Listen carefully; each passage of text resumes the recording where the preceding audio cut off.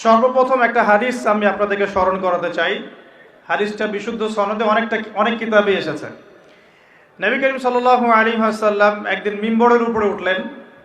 প্রথম সিঁড়িতে উঠে তিনি বললেন আমিন, দ্বিতীয় সিঁড়িতে উঠে বললেন আমিন, এবং তৃতীয় সিঁড়িতে উঠে বললেন আমিন।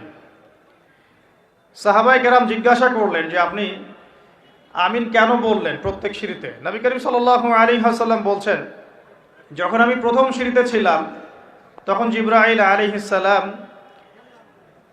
এসেছিলেন এবং আমাকে বলেছেন, ধ্বংস হোক সেই ব্যক্তি, ধ্বংস হয়ে যাক সেই ব্যক্তি যে ব্যক্তি তার বৃদ্ধ পিতামাতাকে পেয়েছে কিন্তু তাদের সেবা যত্ন করে জান্নাত লাভ করতে পারে নাই। নবীজি বলেছেন আমিন। অর্থাৎ শিখলাম যাদের ঘরে পিতামাতা আছে, পিতামাতা দুজনে আছেন বা দুজনের একজন আছেন, তাদের খেদমত করে যদি আমরা জান্নাত অর্জন করতে ব্যর্থ হই তাহলে আমাদের জন্য ধ্বংস। আমরা কি এটা চাবো?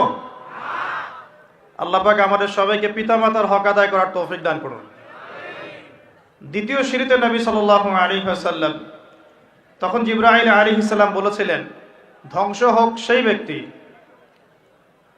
যে ব্যক্তি রমাদান মাসকে পেয়েছে, যে ব্যক্তি রমাদান মাসকে পেয়েছে কিন্তু রমাদান মাসকে পেয়েও ইবাদত বন্দেগীর মধ্য দিয়ে তার গুনাহগুলোকে মাফ করাতে পারলো না, সেই ব্যক্তি ধ্বংস হয়ে যাক। বলি নাউজুবিল্লাহ। আমরা কি এটা চাই? আচ্ছা, আমরা এদিকে পরে আসছি। তৃতীয় সিঁড়িতে নবী সাল্লাল্লাহু আলাইহি ওয়াসাল্লাম জিবরাইল আলাইহিস সালাম বললেন, ধ্বংস হোক সেই ব্যক্তি যে ব্যক্তি উপস্থিত আছে তার সামনে নবী সাল্লাল্লাহু আলাইহি ওয়াসাল্লামের নাম উচ্চারিত হয়েছে কিন্তু তার নাম শুনেও সে দরুদ পড়ে নাই, সাল্লাল্লাহু আলাইহি ওয়াসাল্লাম বলে নাই। আমরা দেখলাম দরুদ পড়ার সময় অনেকেই চুপ করেছিলেন।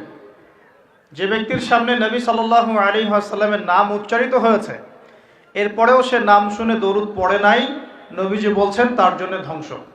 বলি নাউজুবিল্লাহ। এর বিপরীতে অনেক হাদিস আছে, যদি আপনি একবার নবীর প্রতি দরুদ পড়েন আপনার প্রতি 10 বার রহম করা হবে ইনশাআল্লাহ।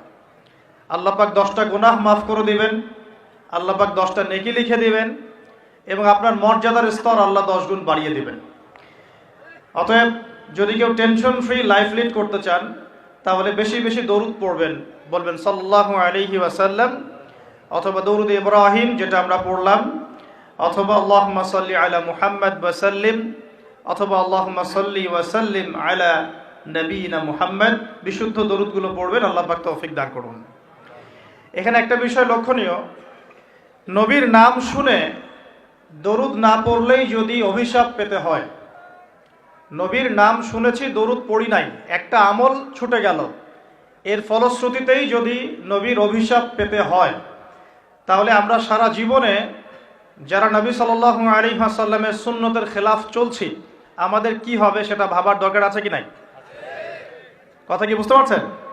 এই যে আমরা সারা জীবনে উঠতে বসতে চলতে ফিরতে চেহারা সুরত পোশাক আশাক রুচিতে অভ্যাসে পছন্দে সংস্কৃতিতে অর্থনীতিতে ইভেন পলিটিক্সেও আমরা যে নবী সাল্লাল্লাহু আলাইহি ওয়াসাল্লামের সুন্নতের খেলাফ চলছি, তো আমাদের জন্য কি নবী সাল্লাল্লাহু আলাইহি ওয়াসাল্লাম সুপারিশ করবেন, খুশি হবেন?